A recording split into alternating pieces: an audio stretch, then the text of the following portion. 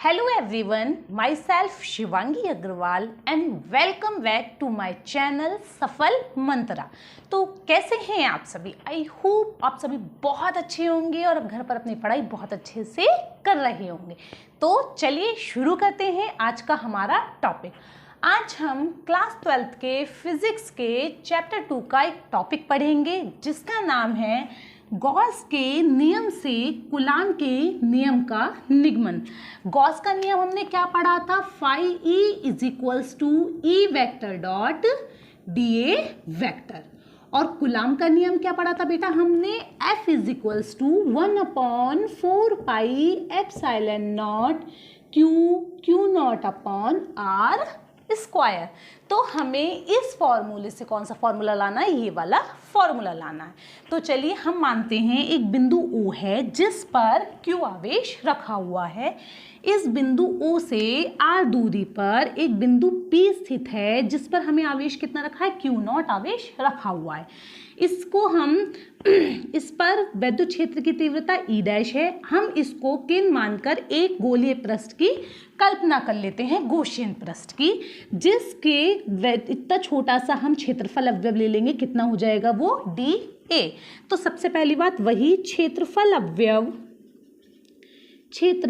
अवयव डी से होकर गुजरने वाला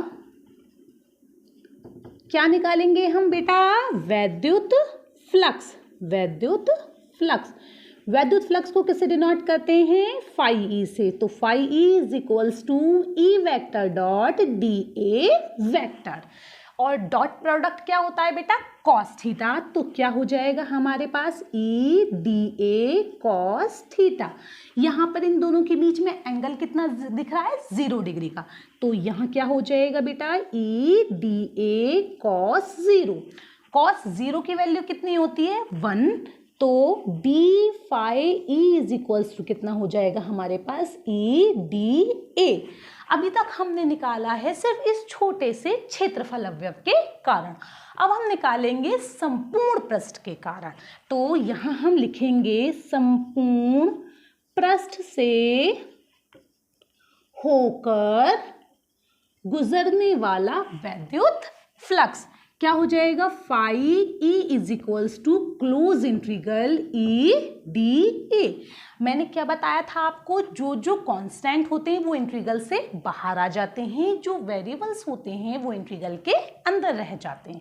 तो क्षेत्र कितना है? विद्युत क्षेत्र की तीव्रता ई क्या है? कांस्टेंट है, इसलिए कहाँ आ जाएगा? बाहर आ जाएगा। और वो क्षेत्रफल जो है पृष्ठ का वो क्या है? वेरिएबल है, इसलिए वो कहाँ रह जाएगा? अंदर रह जाएगा। अब गोलीय पृष्ठ के क्षेत्रफल का पूरे का फॉर्मूला कितना होता है? वो होता है 4 पाई आर स्क्वायर। तो 4 यहाँ पे क्लोज इंटीग्रल डी ए की जगह क्या रख देंगे हम बेटा? यहाँ 4 पाई आर स्क्वायर। तो phi E is equals to E 4 pi r square. अब हमें किसकी बात करनी है? गॉस के नियम की बात। तो गॉस की हो रही है। गॉस के हमने कितने नियम पढ़े हैं? 2 नियम पढ़े। एक तो होता है ई vector dot D A vector, एक होता है क्यू अपॉन एप्सिलॉन नॉट। तो हम गॉस के नियम से या गॉस लॉ, गॉस की प्रमेय से phi E is equals to q upon epsilon not. देखिए बेटा ये भी फाई ई की वैल्यू है और ये भी फाई ई की वैल्यू है, इसलिए हम इन दोनों को क्या कर देंगे? बिल्कुल बराबर कर देंगे। तब क्या हो जाएगा? Q upon epsilon not is equals to E 4 pi r square. इसमें से हम निकाल लेते हैं ई की वैल्यू। जिसकी वैल्यू निकालनी होती है उसे एक साइड और जो लेफ्ट ओवर बचता है उस सबको दूसरी साइड। तो E is equals to 1/4 pi epsilon not q upon r square. ठीक है, पर हमें वैल्यू किसकी निकालनी है? बल की। हमने क्या पढ़ा था? बल का फॉर्मूला, तीव्रता और बल में सूत्र क्या पढ़ा था?